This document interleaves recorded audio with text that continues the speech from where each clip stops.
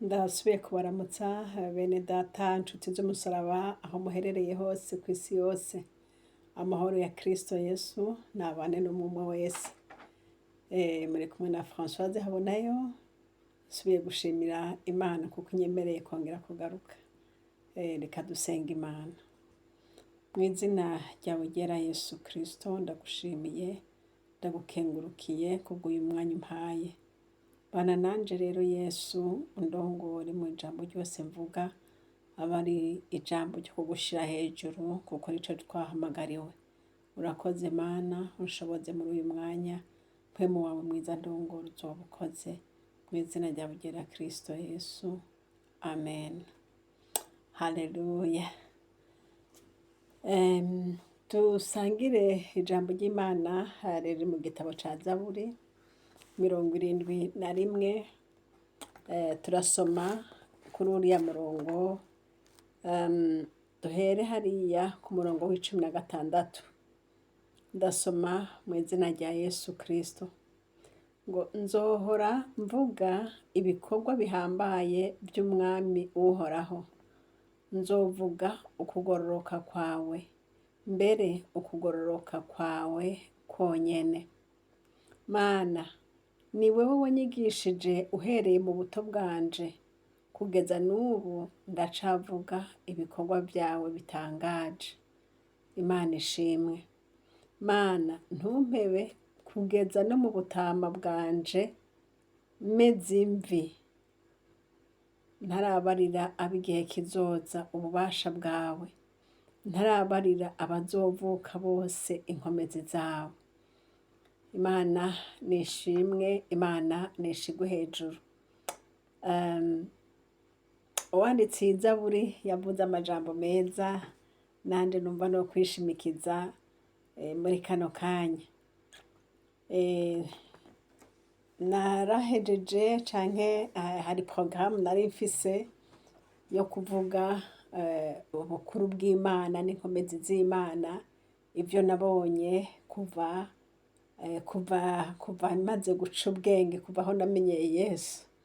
Imana ishimwe. Ivyo nabonye ni byinshi nk'uko mwabibonye, abamaze kubona intahe zanje, benshi mwarazumvise, ariko benshi barabyumvise kuri chaine yo ku muco wera, ariko nashimye kubishira kuri chaine naho kugira ngo nanje ndabibike. Si uko nari naravyibagiye canke novyibagira, oya, ariko no kugira ngo ndabibike. Imana ishimwe. Bene data nshuti z'umusaraba, abantu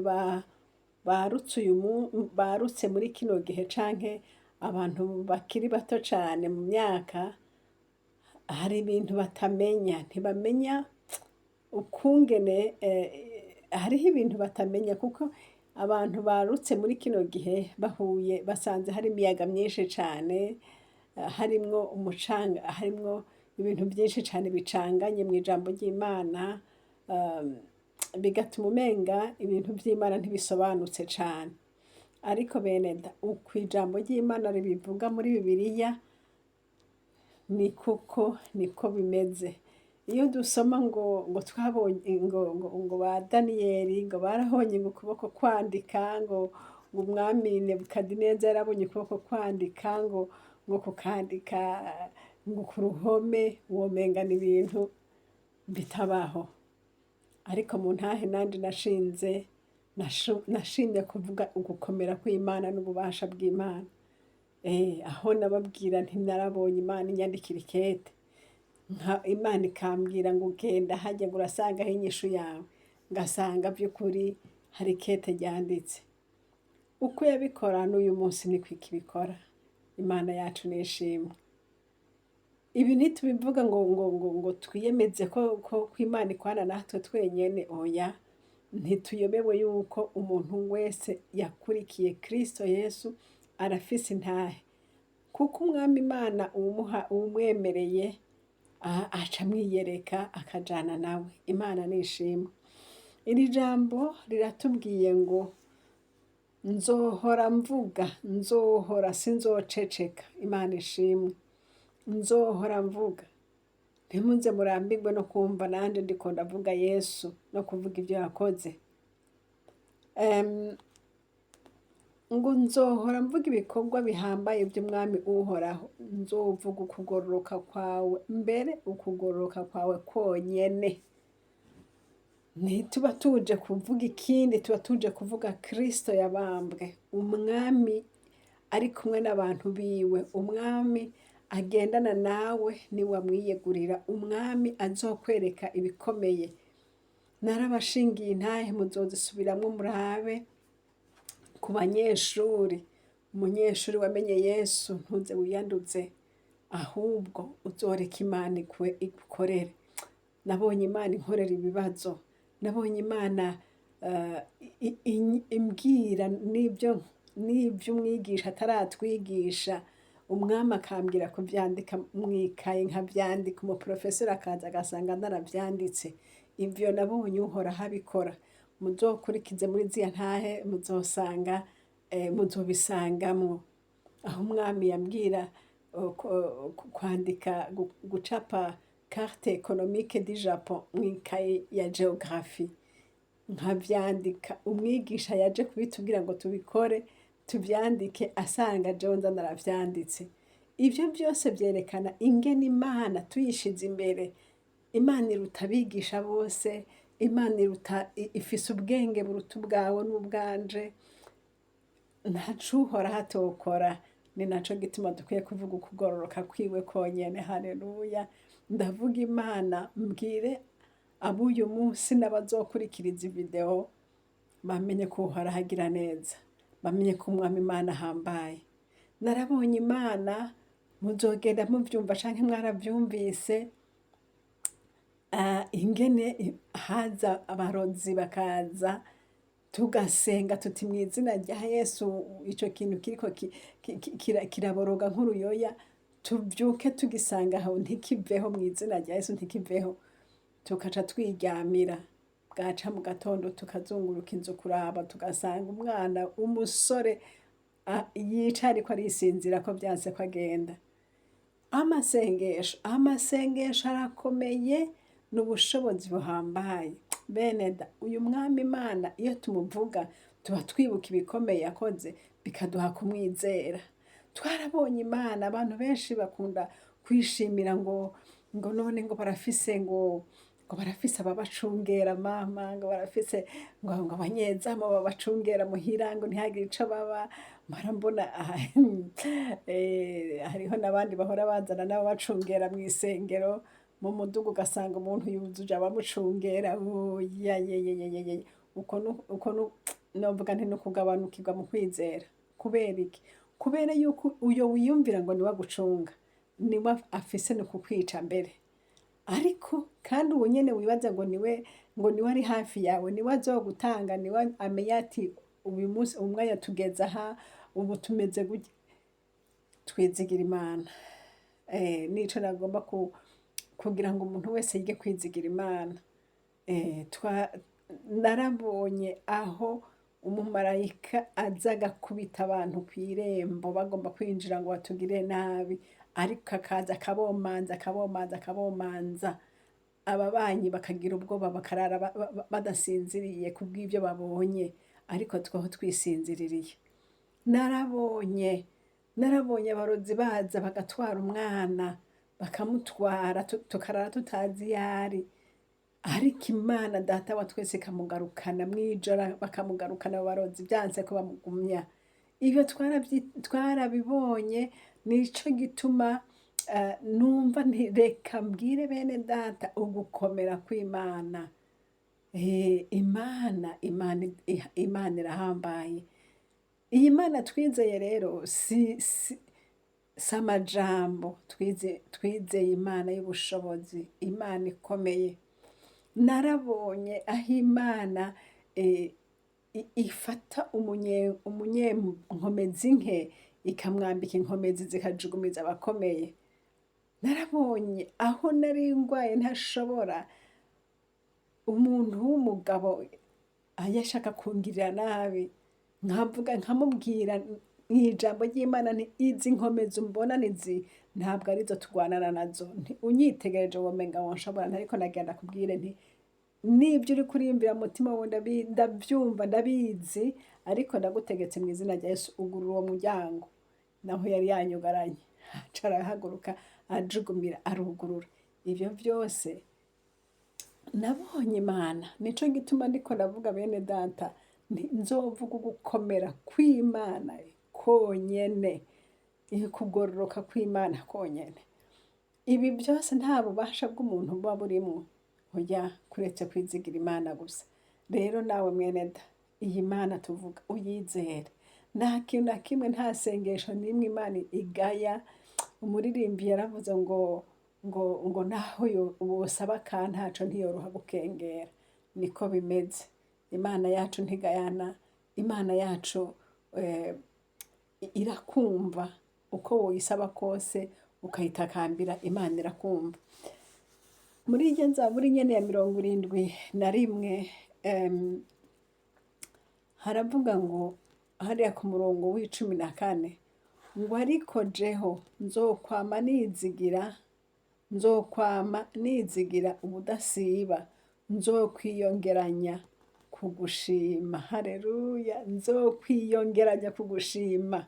Hari abantu kumbure bashaka kuvuga ngo ariko ngo none iminsi yose avuga bya bindi iminsi yose. Nabado harimo ibintu byinshi. Twabonye ugukomera kw'Imana, uko niko tuzovuga. Uko buca uko bwira tugenda tubona inkomezi z'Imana. Imana nihabwa icubahiro. Nabonye Imana itwereka ukungene iyi si yuzuye ububi bwinshi, yuzuye abantu babi cane, kandi tubabamwo kandi tukabagendagendamwo, kandi bugaca kandi bukongera bukira. Ubana n'abakwanka, ubana n'abagomba kukwica ijoro n'umurango, ariko Yesu akakubararako, akakuzigama. Nshuti ntutinye, nturanduke umutima ngo mbega birameze gute, mbega bigenda. Nturanduke umutima, wizigira Imana, ureke kwizigira abantu. Umuntu wese ndingingira uwunyumva wese n'uwuzonyumva ikindi gihe yige kwizigira Imana. Kwizigira Imana bifise ikimazi gusumba kwizigira abantu. Kuri uyu murongo hatubwiye ngo ariko jeho nzokwama nizigira ubudasiba, ngo nzokwiyongeranya. Ndakwifuriza kugira umwete, ndakwifuriza kwakiserera mu gushima Imana no kwizera Imana. Ntugume hahandi, ariko ugire ugukura, ushike ku yindi ntambuko mu gushima Imana no mu kwizera Imana. Hari igihe umuntu avuga ngo ndizeye, ariko muri iyo ndizeye ikaguma muri ndizeye ntije no mu bikorwa. Ariko wiyongeranye nshuti yanje, wiyongeranye, ntugume hahandi, kuko iyi si nayo igenda yiyongeranya mu bwenge. Natwe twiyongeranye mu gukunda Imana no mu kuvuga Imana. Imana nishimwe. Aha ku murongo w'17 hatubwiye ngo ni wewe wanyigishije uhereye mu buto bwanje, ngo kugeza n'ubu ndacavuga ibikorwa byawe bitangaje. Ntuhumeke. Ibyo wabonye ejo, uyu munsi urabona n'ibindi, kandi n'ejo hariho ibindi bishasha biri mu Mana. Nibuka igihe muri za ntahe nababwira, igihe haje umukozi w'Imana akavuga ngo nugende, ngo naho udafise itike ngo nugende, ngo Imana niyagutuma ngo naho uzoba udafise itike ngo uzogende, ngo Imana izoba igomba kwihesha icubahiro. Ndavuga nti Mana turakoze. Mu mutima nce mvuga nti Yesu ndagushima, narakubonye mu yandi mafase, ndamaze kukubona mu bindi bice, nti n'ubu naho ndagushima ko ugomba unyereka ingene umuntu ashobora kuva i Bujumbura agashika i Ngozi atatika afise. Kandi ndahaguruka ndagenda, ndavuga nti ndagushima ko ugomba kubinyereka. Kandi Imana ingirira neza. Narababwiye maze gushika mu muduga nicaye hahandi umushoferi arindire ko abapasaje buzura, naciye mbona uwunzanira amahera y'itike. Ukwizera, wizera iyo Mana. Imana narize ngo Imana nticegwa, kandi Imana izi ibyo dukeneye kandi izi uko bingana, izi n'igihe tubikenereye. Imana yacu irahambaye, muze tuyizere rero, tureke kuyizera gace. Oya, hagiye kuza ibihe biraje bigenda kudushira ku kayunguruzo kabisa. Uwizeye Imana amenyekane ko yizeye Imana, uwakurikiye abantu mu rusengero naho aboneke ko yabakurikiye gusa, kuko ibihe bigiye kuza bizorengana uwamenye Imana neza, kuko uwamenye Imana niwe azogumya Imana, hanyuma Imana ikamujabura, ikamujabukana, ikamurenganya imisozi iri imbere. Hariho imisozi, ariko inyuma y'imisozi, haleluya, hariho izuba rigiye kwaka. Imana ishimwe. Rero ati mbega muteramyi, ijoro rigeze hehe? Uwundi yarishuye ati bugira buce. Atariko buracari mw'ijoro, ariko bugira buce, ariko buracari mw'ijoro. Mwene data, nshuti y'umusaraba, iki gihe tugezemwo, ambara inkomezi, ambara inkomezi, izera Imana atari byo kwigirisha, subira usabane n'Imana neza, kugira ngo wambare inkomezi, hanyuma uzoshobore kurengana ibintu biri imbere. Imana niguhezagire. Hari imburi nyinshi nahawe muri iyi minsi, nzozibabarira. Hari imburi zibiri numva ngomba kubwira abantu b'Imana, ibintu kumbure wabona umenga n'ibintu bisanzwe, ariko birimwo umutego mubi w'umugwanizi. Hari ikintu canke reka ndakivuge no muri iyi video muga ntiza kuba ndende, ikintu nabonye Imana yanyeretse, ikintu bita Intelligence Artificielle. Bakunda kwandika ngo IA, ni ukuvuga ngo Intelligence Artificielle, canke ubwenge bw'ubuhimbano, canke ubwenge bw'ubukorano. Ico kintu kiraharawe cane, kandi nyene n'igihe caco niho kigeze, ni tekinoloji nini, abantu ni iterambere mbese. Ariko nagira ndababwire, mwene data, usenga Imana, ube maso cane. Nabonye mwiyerekwa, mbona agahanga kariko karavuga. Nabonye bana nk'umuntu yociye umutwe, kakagenda karatembagara konyene, hanyuma iki parti cyose nticari kihari. Reka nifatishije basi iki gikombe, ubone ko ari umutwe w'umuntu. Hanyuma nza mbona uwo mutwe uriko uravuga, nk'uko wovuga izina kanaka. Reka mfate izina mvuge nti Petero. Ako gahanga kavuga ngo genda umpamagarire Petero. Yesu we. Hanyuma nani ndavuga nti ngo genda umumpamagarire.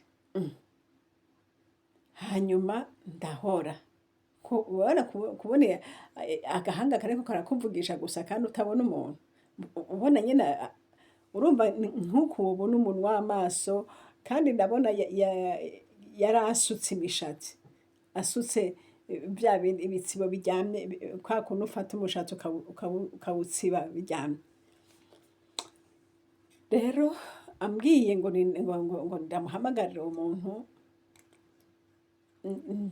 numva ndanka, ndavuga nti ntikubera iki ndanka. Hanyuma ivyo bihavuye, nza mbona noneho wa mutwe nabona noneho haje ko parti zindi, mbona acitse umukobwa wese. Hanyuma acitse umukobwa, aca avuga ngo tumuzanire wa muntu ngo bifotozanye. muri izo nzozi nza mbona wa muntu araje ahagaraye iruhande yiwe, mbona bipanze kugira ngo bafotogwe. Niho rero nasenga Imana navuga nti Imana, ibi bintu mbonye ni biki? Mutabazi mwiza, ibi ni biki? Imana irambwira ati kariya gahanga wabonye kavuga kandi atari umuntu, ni bwa bwenge bw'ubuhimbano.